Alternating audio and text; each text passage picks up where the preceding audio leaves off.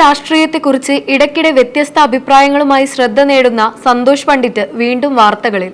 ഇപ്പോൾ താൻ കേരളത്തിന്റെ മുഖ്യമന്ത്രിയായാൽ നടപ്പാക്കാൻ ആഗ്രഹിക്കുന്ന 33 സ്വപ്ന പദ്ധതികൾ എന്ന ആശയമാണ് അദ്ദേഹം മുന്നോട്ട് വെച്ചിരിക്കുന്നത്. മുഖ്യമന്ത്രി പോയിട്ട് ഒരു വാർഡ് മെമ്പർ പോലും ആകാൻ സാധ്യതയില്ലെന്ന് അറിയാമെന്നും ഒരു സ്വപ്നം എഴുതിയതാണെന്നും സന്തോഷ് പറയുന്നു. കേരളത്തിൽ നിയമസഭാ തിരഞ്ഞെടുപ്പ് അടുത്തിരിക്കെ രാഷ്ട്രീയ പാർട്ടികളും വ്യക്തികളും തങ്ങളുടെ വാഗ്ദാനങ്ങളും ആശയങ്ങളും അവതരിപ്പിക്കുന്ന സാഹചര്യത്തിലാണ് സന്തോഷ് പണ്ഡിറ്റിന്റെ ഈ പോസ്റ്റും വൈറലായത്. സോഷ്യൽ മീഡിയയിലൂടെയാണ് അദ്ദേഹം പങ്കുവച്ച ഈ പദ്ധതികൾ വലിയ ചർച്ചയ്ക്ക് വഴിവെച്ചിരിക്കുന്നത്.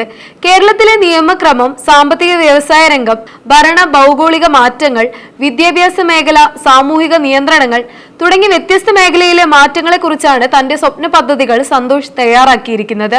ഈ പദ്ധതികളിൽ ഏറ്റവും കൂടുതൽ ശ്രദ്ധ നേടിയിരിക്കുന്നത് മദ്യം പൂർണ്ണമായി നിരോധിക്കുമെന്ന വാഗ്ദാനമാണ്. സംസ്ഥാനത്ത് മദ്യ ഉപയോഗം കുറയ്ക്കുന്നതിലൂടെ കുടുംബങ്ങളിലും സമൂഹത്തിലും നല്ല മാറ്റം ഉണ്ടാകുമെന്നാണ് അദ്ദേഹത്തിന്റെ അഭിപ്രായം. അതിലൊപ്പം മലപ്പുറം ജില്ല വിഭജിക്കണമെന്ന നിർദ്ദേശവും അദ്ദേഹം മുന്നോട്ട് വെച്ചു. ഭരണകാര്യങ്ങൾ കൂടുതൽ കാര്യക്ഷമമാക്കാൻ ഇത് സഹായിക്കുമെന്നാണ് അദ്ദേഹം പറയുന്നത്. മറ്റൊരു ശ്രദ്ധേയമായ ആശയം വിദ്യാഭ്യാസമുള്ളവൻ മാത്രം വിദ്യാഭ്യാസ മന്ത്രിയാകണം എന്നതാണ്. വിദ്യാഭ്യാസ മേഖലയിലെ തീരുമാനങ്ങൾ എടുക്കുന്നത് ആ മേഖലയെക്കുറിച്ച് വ്യക്തമായ അറിവുള്ളവർ ആയിരിക്കണമെന്നാണ് അദ്ദേഹത്തിന്റെ നിലപാട്. വിദ്യാഭ്യാസത്തെക്കുറിച്ച് തീരുമാനിക്കുന്നവർക്ക് അതിന്റെ ഗൗരവം മനസ്സിലാവണം എന്ന ആശയമാണ് ഇതിന് പിന്നിലെന്നും സന്തോഷ് പണ്ഡിറ്റ് വ്യക്തമാക്കുന്നു. പുതിയ ബിസിനസ്സുകൾക്ക് അനാവശ്യമായ NOC നടപടികൾ ഒഴിവാക്കുമെന്നും കേരളത്തെ ബിസിനസ് ഫ്രണ്ട്ലി സ്റ്റേറ്റ് ആക്കുമെന്ന ലക്ഷ്യത്തെക്കുറിച്ചും സന്തോഷ് പറയുന്നു. ഇതോടൊപ്പം അഴിമതി നിയന്ത്രണം, തൊഴിലവസരങ്ങൾ വർദ്ധിപ്പിക്കൽ, സർക്കാർ സംവിധാനങ്ങളുടെ കാര്യക്ഷമത മെച്ചപ്പെടുത്തൽ തുടങ്ങിയ വിഷയങ്ങളും അദ്ദേഹത്തിന്റെ സ്വപ്ന പദ്ധതികളിൽ ഉൾപ്പെടുന്നു. പൊതുജനങ്ങളുടെ ജീവിത നിലവാരം ഉയർത്തുന്നതാണ് ഈ എല്ലാ നിർദ്ദേശങ്ങളുടെയും ലക്ഷ്യമെന്ന് സന്തോഷ് പറയുന്നു.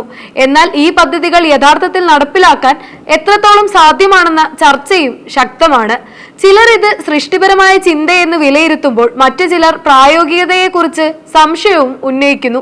ഈ നിർദ്ദേശങ്ങളിൽ ചിലത് ഗൗരവമുള്ള സാമൂഹിക ഭരണ ചർച്ചകൾക്ക് വഴിവെച്ചപ്പോൾ ചിലത് അസാധ്യമായതും വിവാദപരമായതുമെന്നാണ് സോഷ്യൽ മീഡിയയിലെ വിമർശനം. അതേസമയം തിരഞ്ഞെടുപ്പ് കാലത്ത് ഇത്തരം ആശയങ്ങൾ മുന്നോട്ട് വയ്ക്കുന്നത് ശ്രദ്ധ നേടാനുള്ള ശ്രമമാണെന്ന വിലയിരുത്തലും ഉയരുന്നു.